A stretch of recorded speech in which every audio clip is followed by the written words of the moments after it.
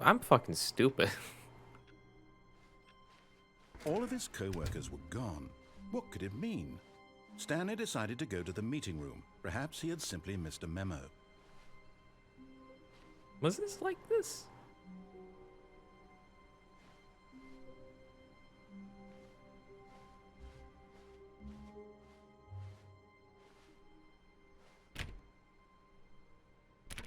Stanley went around touching every little thing in the office, but it didn't make a single difference, nor did it advance the story in any way.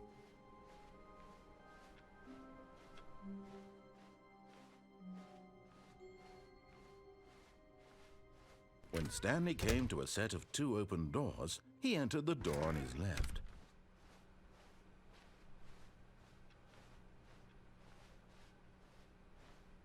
Yet there was not a single person here either. Gonna try not to kill Stanley this time. Stanley decided to go up to his boss's office. Hoping he coming to a staircase, Stanley walked upstairs to his boss's office. I'm gonna try not to kill him this time. Stepping into his manager's office, Stanley was once again stunned to discover not an indication of any human life. What could it mean? Stanley wondered aloud to nobody. Stanley was in such a rush to get through the story as quickly as possible, he didn't even have a single minute to just let the narrator talk. That kind of anxiety isn't healthy, so he relaxed for a few moments my God. with some calming New Age music. I love the Weather Channel.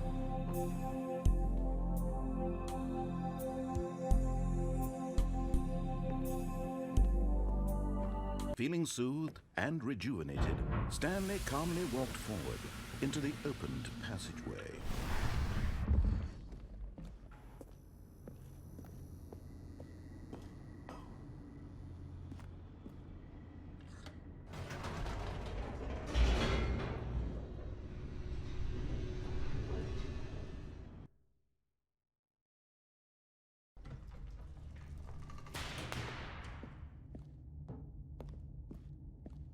Stanley walked straight ahead through the large door that read Mind Control Facility.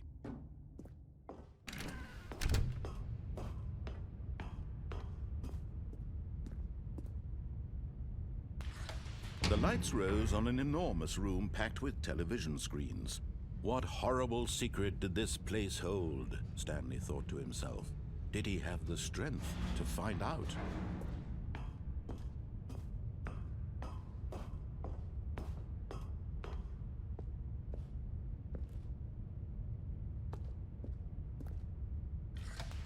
Now the monitors jumped to life, their true nature revealed. Each bore the number of an employee in the building, Stanley's co-workers. The lives of so many individuals reduced to images on a screen, and Stanley, one of them, eternally monitored in this place where freedom meant nothing. There I am.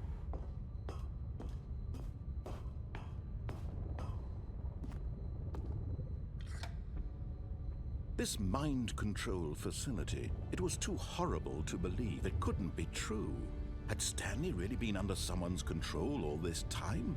Was this the only reason he was happy with his boring job? That his emotions had been manipulated to accept it blindly? Welcome to America. No, he refused to believe it. He couldn't accept it. His own life in someone else's Pirate? control? Never. It was unthinkable. Wasn't it? Was it even possible? Had he truly spent his entire life utterly blind to the world? But here was the proof. The heart of the operation. Controls labeled with emotions. Happy, or sad, or content. Walking, eating, working. All of it monitored and commanded from this very place. And as the cold reality of his past began to sink in, Stanley decided that this machinery would never again exert its terrible power over another human life. For he would dismantle the controls once and for all.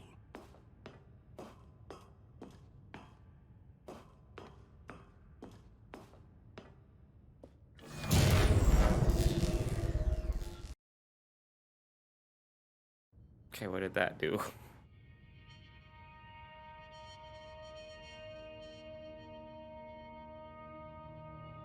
Blackness and a rising chill of uncertainty.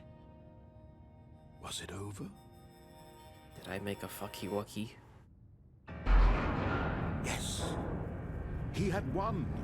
He had defeated the machine, unshackled himself from someone else's command. Freedom was mere moments away. And yet, even as the immense door slowly opened, Stanley reflected on how many puzzles still lay unsolved. Where had his co-workers gone? How had he been freed from the machine's grasp? What other mysteries did this strange building hold? But as sunlight streamed into the chamber, he realized none of this mattered to him, for it was not knowledge or even power that he had been seeking, but happiness. Perhaps his goal had not been to understand, but to let go. No longer would anyone tell him where to go, what to do, or how to feel. Whatever life he lives, it will be his. And that was all he needed to know. It was perhaps the only thing worth knowing. Stanley stepped through the open door. Stanley felt the cool breeze upon his skin, the feeling of liberation, the immense possibility of the new path before him. This was exactly the way, right now, that things were meant to happen.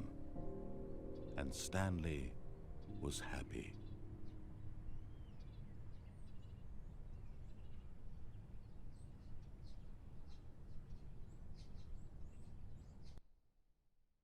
Well, at least I made him feel happy for once and didn't kill him. So we got that going. All of his co-workers were gone. What could it mean?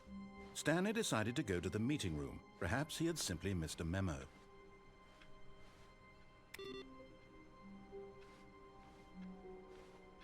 Excuse me.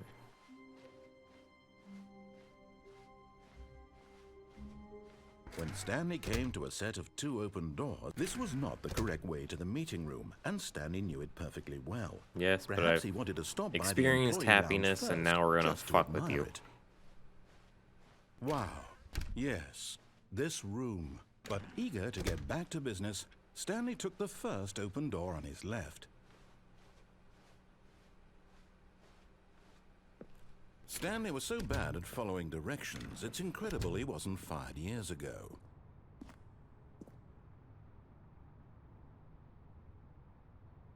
$5,000? What the fuck? Look, Stanley, I think perhaps we've gotten off on the wrong foot here. I'm not your enemy, really, I'm not. I realize that investing your trust in someone else can be difficult, but the fact is that the story has been about nothing but you all this time. There's someone you've been neglecting, Stanley. Someone you've forgotten about. What? Really? I was in the middle of something. Do you have zero consideration for others? Are you that convinced that I want something bad to happen to you? Why, I don't know how to convince you of this, but I really do want to help you, to show you something beautiful. Look, let me prove it. Let me prove that I'm on your side. Give me a chance. Now listen carefully, this is important. Stanley walked through the red door. God, you don't know how much I want to walk through the blue. Fine. Oh, thank God you are willing to listen to me. Do you see that I really have wanted you to be happy all this time? The problem is all these choices. The two of us always trying to get somewhere that isn't here. Fuck and running you. and running and running, just the way you're doing right now. Don't you see that it's killing us, Stanley? I wanted to stop. We would both be so much happier if we just stopped. And I think I have a solution. Here, let me show you. I don't trust that.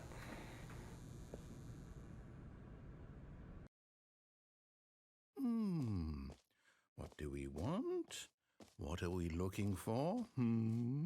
Here. Yes. Oh, it's beautiful, isn't it? If we just stay right here, right in this moment with this place, Stanley, I think I feel happy. I actually feel happy. No, wait. Where are you going? Oh, no. Stay away from those stairs. If you hurt yourself, if you die, the game will reset. We'll lose all of this. So be it. Please, no, Stanley. We've done let this me 4 stay fucking here. Don't times. take this from me. You come in Please, with me, Stanley, bucko. Here we go. no. Stanley dies again. Oh, thank God. You lived. You had me worried there for a moment. No. No. What are you doing, Stanley? Please, I'm asking you not to take this away from me. I can't go back to what I was before. If you die, we'll both go back. Why are you doing this? Okay, maybe this time. Stanley dies again. Woo! Stanley, Damn it. let's go back to the other room. Can you do that for me? Yes, perhaps you can. Perhaps you finally see what I'm talking about. I got those fucking metallic knees. I know you'll see that we can't be happy if we leave this place. You can see that, can't you?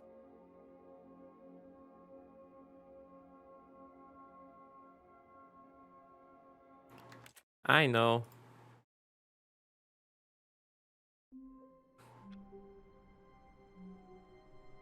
Hey, fucking excuse me? All of his co-workers were gone. What could it mean? Stanley decided to go to the meeting room. Perhaps he had simply missed a memo. When Stanley came to a set of 2 open doors, he entered the door on his left. Hey, fucking... Excuse me? Yet there was not a single person here either. Feeling a wave of disbelief, Stanley decided to go up to his boss's office, hoping he might find an answer there. Oh, well, shit. No. Fuck you. I refuse. Heh. Stanley had never seen the office this brightly lit. Was it a sign of something? He hoped it was. He hoped very much that it was.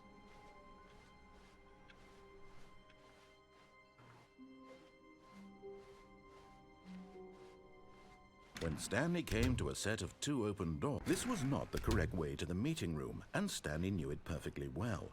Perhaps he wanted to stop by the employee lounge first, just to admire it. The lounge was sublime, a work of art. But eager to get back to business, Stanley took the first open door on his left. Fuck you. Stanley was so bad at following directions, it's incredible he wasn't fired years ago. Look, Stanley, I think perhaps we've gotten off on the wrong foot here. I'm not your enemy, really, I'm not. I realize that investing your trust in someone else can be difficult, but the fact is that the story has been about nothing but you all this time. There's someone you've been neglecting, Stanley. Someone you've forgotten about. Please, stop trying to make every decision by yourself. Now, I'm not asking for me, I'm asking for her. This is it, Stanley. Your chance to redeem yourself, to put your work aside, to let her back into your life. She's been waiting. That's her, Stanley. You need to be the one to do this, to reach out to her. If you can truly place your faith in another, then pick up the phone. Did I just get Stanley laid? Oh, Stanley, is that you? Hold on, sweetie. Sorry to keep you waiting. I'm just pulling the bread out of the oven. All right. Okay, there we go. All right, now, I want you to come in and tell me all about your day. Wife. Gotcha. Oh, come on. Did you actually think you had a loving wife who'd want to commit their life to you? I'm trying to make a point here, Stanley. I'm trying to get you to see something. Come inside. Let me show you what's really going on here. Can you get rid of the mannequin? Please? This is a very sad story about the death of a man named Stanley. Stanley is quite a boring fellow. He has a job that demands nothing of him, and every button that he pushes is a reminder of the inconsequential nature of his existence. Look at him there, pushing buttons, doing exactly what he's told to do. Go to Now hell. he's pushing a button. Now he's eating lunch. Now he's going home. Now he's coming back to work. One might even feel sorry for him, except that he's chosen this life. Here, I tried to press R But in his again. mind, in his mind he can go on fantastic adventures. From behind his desk, Stanley dreamed of wild expeditions into the unknown, fantastic discoveries of new lands. It was wonderful, and each day that he returned to work was a reminder that none of it would ever happen to him. And so he began to fantasize about his own job. First, he imagined that one day while at work, he stepped up from his desk to realize that all of his co-workers, his boss, everyone in the building had suddenly vanished off the face of the earth. The thought excited him terribly. Spend time with the boys. So he went further. He imagined that he came to 2 open doors and that he could go through either. At last, choice. It barely even mattered what lay behind each door. The mere thought that his decisions would mean something was almost too wonderful to behold. P. As he wandered through this Oh. fantasy world, he began to fill it with many possible paths and destinations. Down one path lay an enormous round room with monitors and mind controls. And down another was a yellow line that weaved in many directions. And down another was a game with a baby. And he called it the Stanley Parable. It was such a wonderful fantasy, and so in his head he relived it again, and then again, and again, over and over, wishing beyond hope that it would never end, that he might always feel this free. Surely there's an answer down some new path, mustn't there be? Perhaps if he played just one more time.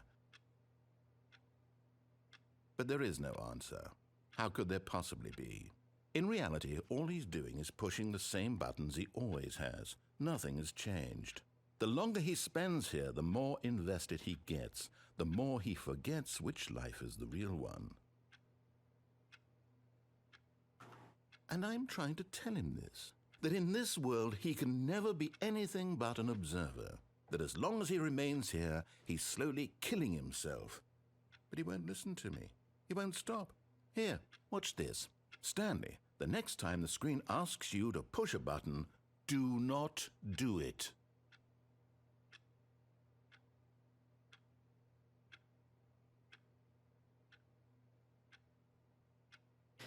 Do I do it?